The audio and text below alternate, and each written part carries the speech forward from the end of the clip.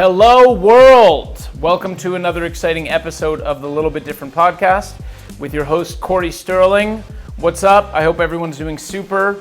Our proud sponsor for this episode is Conscious Counsel, Heart Leading Legal Services, serving small business owners in the health and wellness space. Okay, let's just get to it. There's one word that this episode is about: sales. Sales. Sales. I love sales. I love sales. I love sales. And in a classic example of humility and of being an ever student and always wanting to learn and get better, the more that I actually study formal sales, I realize that what I've been doing my whole life hasn't really been sales in the formal sense of what sales is for a business. So I want to take this episode and talk a little bit about what I've learned in the past 2 months of reading a whole bunch of sales books, working with a new business coach and understanding his perspective on sales and understanding what sales really is. So without further ado, I'm excited to jump into sales.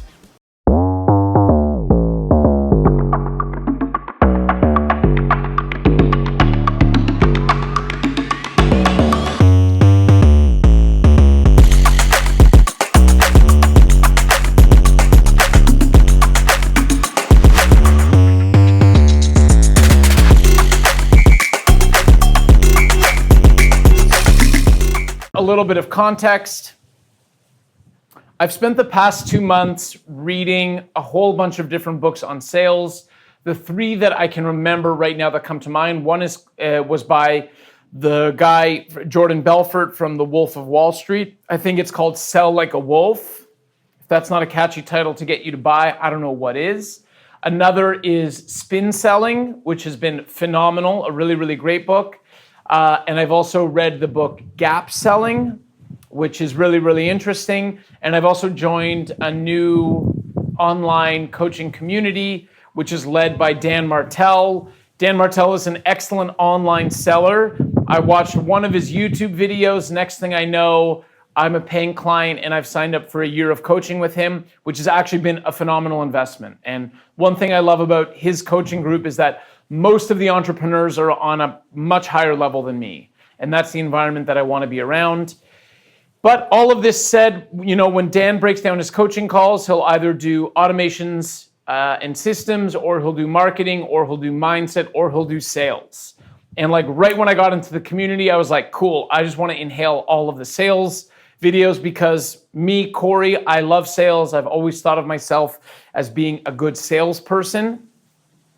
And so I was like, cool, I'm going to go through this. And the more that I've been reading the books that I've mentioned and the more that I've actually studied sales and done the things that professional salespeople do, the intention of this podcast is to share a little bit about what I've learned about going through this sales journey. And I hope that it helps, everyone who's listening and any information that might be valuable.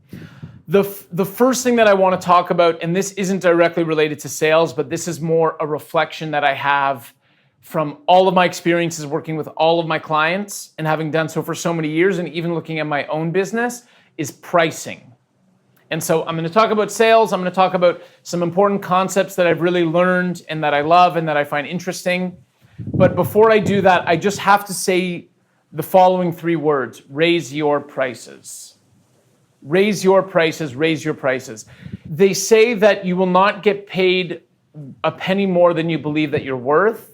And there are so many of my clients and even my friends, a lot of my friends who are also entrepreneurs, who offer amazing services with very clear value propositions, and their prices are so low. And often it's very scary for people to raise their prices, but it's the lowest hanging fruit that's available to you. So if you're listening to this, and if you and I have worked together, or you do something else and somehow you heard this, whatever's going on, just raise your prices. The truth about raising your prices is that your next client has no idea what the previous client paid.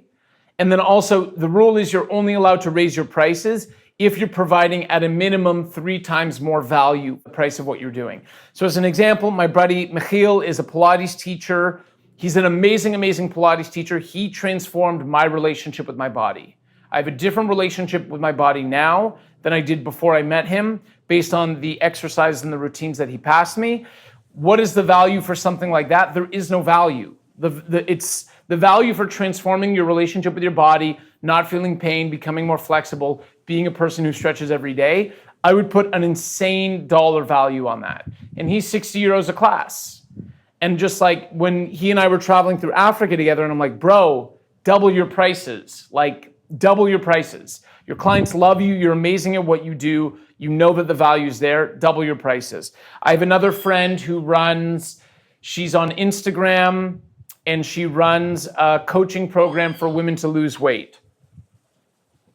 She was telling me a little bit about what she did, and I said, how much do you charge? And she told me the amount, and I said, double your prices. Double your prices. And then she recently doubled her prices, did a sale, did a big push for a contest, and got twice as many people than she normally gets, even at twice her price. And there's a whole psychology between people wanting to pay more for things that they believe are valuable. That's outside of it, but it's just one thing that I know that I have to share, even before we get into sales, is that just raise your prices. Because if you're good at what you do, people will pay for what you do. And if you can demonstrate the value and you can use the tools that I'm talking about in this podcast to benefit you, you will be able to demonstrate to people the value of working with you, the value of your services. And they have no idea what you used to charge, and they will be very, very happy to work with you at whatever double your prices are. One thing that I've observed by being part of this coaching community online is like people go and they'll be like, oh, like I double my prices from 5,000 to 10,000. And it's like, okay, like they're doing the exact same thing, but they just realize like, oh, actually it's worth more than what I'm charging people. And what's really interesting too is in Dan Martell, the way that he runs his coaching programs is the first 15 minutes, he'll teach a lesson, and then he'll do Q&A with people who write in, or all of us are on a live Zoom, so people ask questions. But he has the library from the first call he ever did. First call, I think there were like 6 people. Now there's 250 people. But on the first call, like he'll always be promoting his thing. So he's like, oh, like come fly with me on a plane or do a half day. And I've started watching his videos from the start, and a half day used to be like 15,000, now it's 50,000. He's doing the exact same thing, but he just realizes like, oh, there's actually a ton of value in what I'm doing. And this is really positively changing people's lives. And the return on investment for what they're getting in working with me is so high that I can change my prices. So I just want to say that. The first principle, and this is like the overarching principle around sales that I find so helpful, and that was something that was really advantageous for me to get clear on. And this is from Sell Like a Wolf, the Jordan Belfort sales book. Which again, okay, not my favorite guy in the world, but does he know what he's talking about? For sure he does. He talks about certainty. And he's saying that whenever you are in sales, there are 3 different categories that someone has to be 100% certain about in order for them to move forward with a sale with you. The first is they have to be certain that you're the right person, that you are the right person to be able to help them, that they trust you, that they like you, that they believe you can get the desired outcome. They have to like you personally. They have to be certain in you. The second certainty they have is certainty in your company and the ability for you to be able to reach the desired outcome. The third is certainty that by getting this thing, they will achieve the goal that they're looking to achieve. So there's 3 levels of certainties, and I think he calls it like the 3-10 model, because you need a 10 that they believe you're the right person, you need a 10 that they believe that you're the right company, and they need a 10 that the service that you're providing them is something that they actually need and will get them to where they're going. And why this whole concept of certainty has been so helpful for me in the various things that I sell, whether it's my legal services or whether it's my retreat or new products or new things that I'm creating, is because you realize like you when you're speaking to someone in a sales context or a situation, based on the situation and how the conversation is going, you'll be able to feel out what area of certainty you need to work on in the sales call. So one thing that happens very frequently for me at Conscious Counsel is that people will come from referrals. So their business coach will say to them, hey, you need legal documents, you've got to work with Corey. Corey's awesome. Hey, nice to meet you. So cool. How did we get connected? Oh, my coach, Dan, said that we should work together. Oh, cool. And then I'll ask a couple questions, and then like I'll very easy be able to verify and see like, okay, they have certainty that I'm the right person. They trust their coach. Their coach has said something to me. Awesome. Now what can I tell them about Conscious Counsel? to let them know that we're the right business for them, that we've got all of these Google reviews and that no one's given us less than 5-star review and all these sorts of things. And then I'll also make sure that they're certain that the package that we're proposing to them will take care of all of their needs. So I think this is it's a really good framework. It's not something that I actually work through where I am, I'm thinking, oh, okay, have I established this? Have I established that? But it's just something that you realize how important it is to be certain. And also on the point of certainty when it comes to sales, you have to use certain confident language. I know I can get you this result. For me, if I'm speaking to a health coach or a nurse who's starting a health coaching business or a yoga studio or a retreat runner or whoever it is, I know with certainty, assuming that the areas that they need help are things that we do, I know 100% that I can help them. I know that my solution is exactly what they need. How do I know that? I've done it 1,300 times. We've never had a client who got sued. Everyone gives us 5-star reviews. Like in my sleep, I'm like, yes, of course. And my job is to demonstrate to them, hey, like I know that I have this certainty, but I want you to have that certainty as well. So certainty is one concept in sales, and it's sort of like the overarching principle, because if something's not working out in the process, it's probably a lack of certainty over one of those three things. Now, the next concept is something that was really a game changer for me and a paradigm shifter in terms of how I look at sales. And that is that all of these sales books and other sales books that I've read in the past, and I guess I never really paid attention, but then I just heard it so vividly, both in gap selling and that I heard it so vividly in spin selling, is that the sale begins the first time that the prospect says no, right? And the way that you have to look at it is that if you're getting on a call and you're talking about the things and someone right away is just like, yep, awesome, this is what I need, great. I'm like, cool, this is the proposal, we got your back, here we go, it's all happening. They sign up. That is not a sale, that's called an order taker. So maybe if you've got a business with employees and a sales department, or maybe you do everything yourself, you'll probably see this distinction between someone who has their credit card in their hand, wants to sign up right away. They don't really need to know the details. They're convinced in their mind that this is the right thing. They believe you're the right person. They believe your company's the right company. They believe the solution you have will get them what they want. Here you go. According to these books, that's not a sale. A sale begins the first time that there's some form of either resistance or a client says no. It's such an interesting frame that I never ever held in sales before. Again, I've done this for 7 years and thousands of sales calls. And I never looked at it this way. And I realized like, wow, most of my business has just been taking orders. And yeah, it's sort of humbling in that way. And it's also really, really inspiring to think about where you can take levels and what you can do with, where you can take sales and what you can do with it when you have that particular framing where it's like, oh, instead of this being a rejection, like in the past, I would look at someone saying no at the start as being like, oh, they don't want it, it's not the right fit. Then to that switching with like, okay, well, no, actually now the sales process is starting. And I want to share 2 really, really good stories that are inspiring to me and that prove this very much. I had a client who needs a whole bunch of documents and a trademark. And we got on a call, and on the call, the client was like, yes, I know that I need this. Like there's no question around the certainty, and there was no question whether or not the client needed it and if I could do the job for the client. And I sent the proposal out, and the first thing I got back was like, oh, hey, I'm going to sign up just this. And then I was like, okay, cool. Like, hey, this is the answer for that. Then I got back another email where it's like, okay, well, actually, there's some domestic troubles going on and blah, blah, blah, blah, blah. And the investment is really, really a lot. So, I'm not totally sure about this, but I'm interested. And I said, cool, let me hop on a call.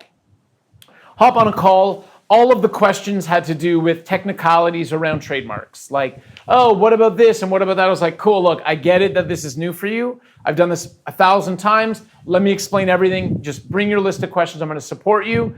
We had a great call. I answered all the questions. Immediately afterwards, the client signed up, paid in full.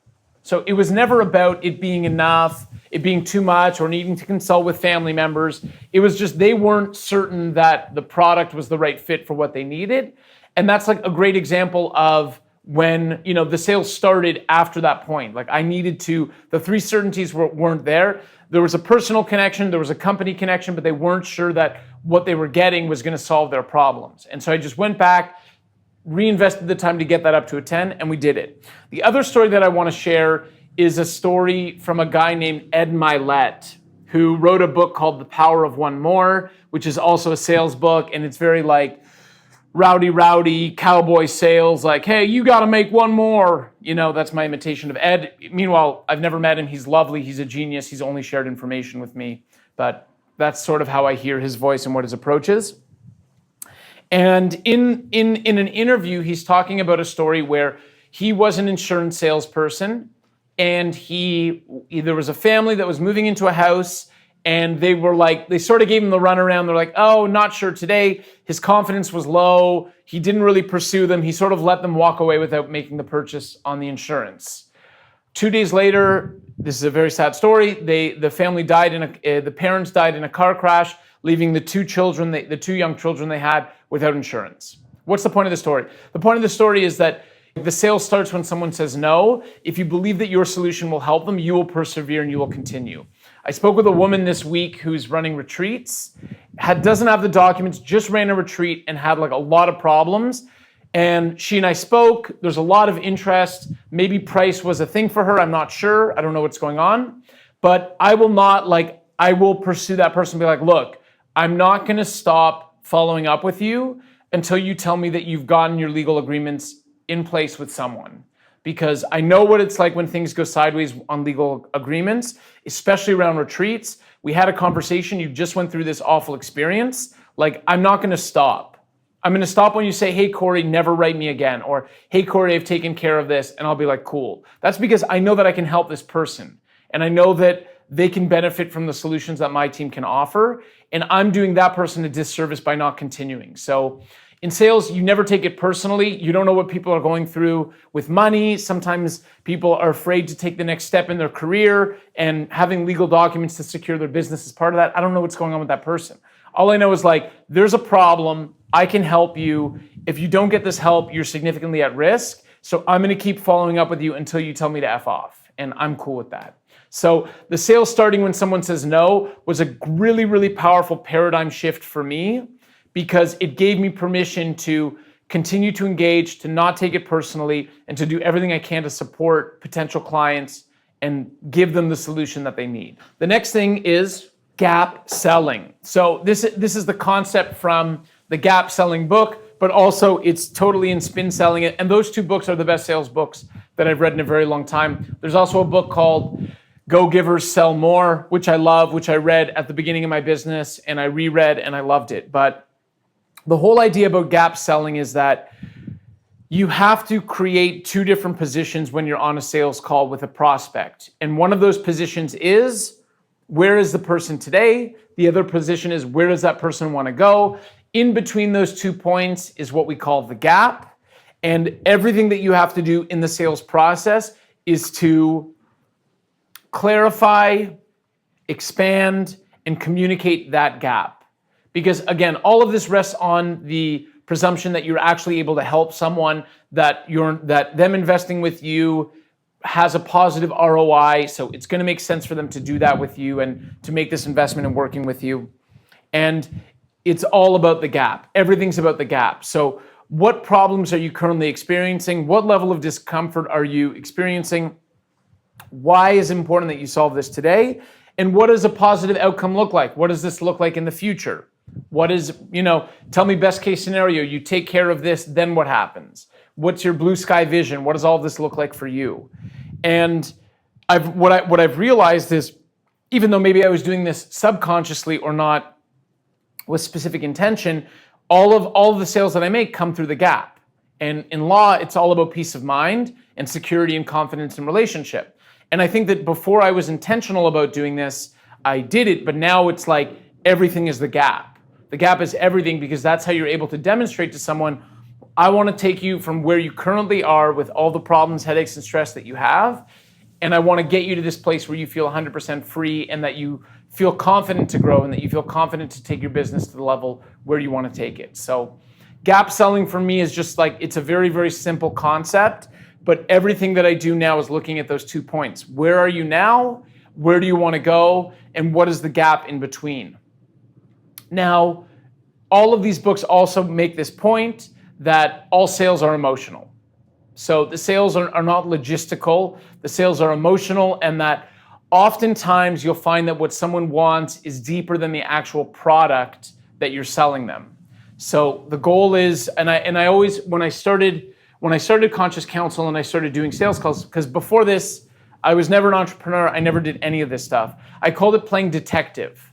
So playing detective is just, asking questions, understanding what's really going on in someone's world, what their worldview is, what their paradigm is, how they look at things, and getting as clear as that possible, and then demonstrating like, hey, this is how our service can help get you there. So the gap is something that's super, super important, as well as remembering that you have to anchor the emotions. So you have to remind someone the cost of inaction and what happens if we don't take care of this, and also create possibilities for them in the future so that, hey, if we do get moving forward on this, this is exactly what it looks like for you. And I have your back. And again, like I've never ever been dishonest or said a word that I did not mean or believe on a sales call. That's never ever happened for me, and it never will, because I'm a firm enough believer, if it's meant to be, it'll be, but also I only want to get people solutions that I know will serve them. And because I've done this long enough and none of our clients have ever gotten sued, and I know how amazing our team is and how good we communicate, especially compared to other businesses out there, because I myself am a consumer. So I've experienced working with other companies that just suck.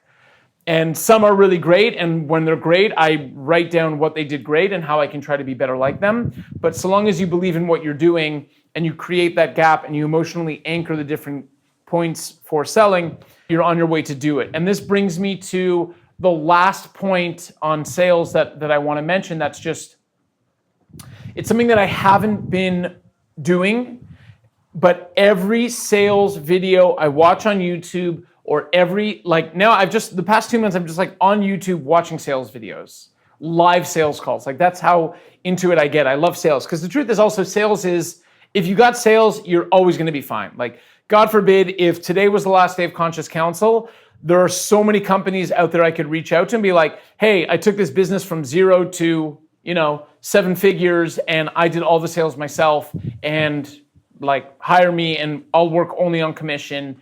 And, I know that I'll always be okay because I have the skill of sales. But this last piece I never had, and that was having a sales script. Having a sales script. For 7 years I ran my business, I never once had a sales script. I guess in some ways that's sort of how much of a natural I am, in the sense that I've been able to make so many sales without a sales script. But also since I've started using a sales script, I'm like, oh my God, how did it take me this long to create and use a sales script? And they're very, very helpful. They're very, very useful. And it's just a process, right? I talk about process with business so much. Having the sales script is just a process that you follow every time. And it's so funny because every time I ask the same questions, everyone will always say like, wow, that's a really good question. And I have to say that like when I was just doing my sales, when I was just order taking before, it was very rare that clients would be like, wow, that's a really, really good question. But now I just know, like, I have my sales script open. I'm writing down the answers that they provide at each part of the question. And the reason why a sales script is so helpful is that I'm building a system and a process so I can train someone else to do sales. That's my goal with Conscious Counsel in the next 3 months. I want to have a sales team, and I'm going to go to Southeast Asia. Peace. I'm going to be in Japan. I'm going to be in Korea. I'm going to be in Myanmar. I'm going to be in Thailand. I'm going to be in Bali. And I'm going to operate my business from there. And there's going to be a sales team and a sales director. But I can only do that once I have a sales script. So I record all of the sales calls that we have. We have a sales script. Every time I do the sales script, I fill out the answers. I send it to my sales admin, and we build a system and process around that. But the sales script is just so important because sometimes you sort of forget about things. And like, I'll give an example of something that I forget about all the time. There is a rule in sales, and this is also something that's been introduced for me. My business coach, Vince, told it to me 2 years ago, and I never really followed it. and that's my fault. But now I'm like, I try to be as strict about it as possible. And it's called BAM FAM. And it is book another meeting from a meeting. So if I'm on with someone and I feel like I can support them and they're interested in the service and they need the service and I know I can get the result for them, if I let them know the cost of the investment to work together and they're not ready to sign up on this specific day, the next step is to book a meeting from a meeting. And now it's just like, that's a rule that's in the script. Whoever's doing it has to follow it. And I never ever did this. I used to never ask for the sale. Another one of the rules in having a sales script is that you have to ask for the sale. You let people know what you're doing, what you can get them, where it's going to take them, what the investment is. Ask them if they'd like to move forward. I'd say rarely people are like, when they're making, a $10,000 decision, usually it's not right away. They're like, yeah, awesome, cool, let's do it. Sometimes that happens, but often it's like, hey, I need to think a little bit more. Awesome, you need to think, is 5 days good? How's next week? When can we book a call to continue this conversation? And so booking a meeting from a meeting is like, it's part of the script. So as is asking for the order, right? As is, there's a term in spin selling, I forget, it's a certain type of question that you have to ask. And it's a really great form of question. It's called a payoff question, where you ask a certain question and in the response, the person you're speaking with will describe the benefits of your product to you instead of you having to sell them to that person. So there's all of these books are really, really good. And what I've shared here is just sort of a basic little understanding. But as a summary, certainty, 3 elements of certainty are so important. Certainty that you're the right person, that the company is the right company, and the solution is something that they need. The sale starts when someone says no. Otherwise, it's just someone taking orders. The importance of gap selling, understanding where someone is and where they want to go, and emotionally tying them to the gap and also to the reward that you can give them. Certainty in language, also like the requisite for all of this is value proposition, that you are providing a positive ROI at least of 3x for anyone that you work with. And then lastly, the benefits of having a sales script, following the sales script, hiring some form of sales admin, watches the calls, writes down the FAQ, build a system to have a sales system. So those are all of my little secret sauce sales tips. It's been such a fun journey. I'm sure in the future I'm going to record another episode about this as I continue to study and learn more. But I hope that you enjoyed the podcast. I hope that this was fun for you. And remember, whatever it is you do, stay different. Peace.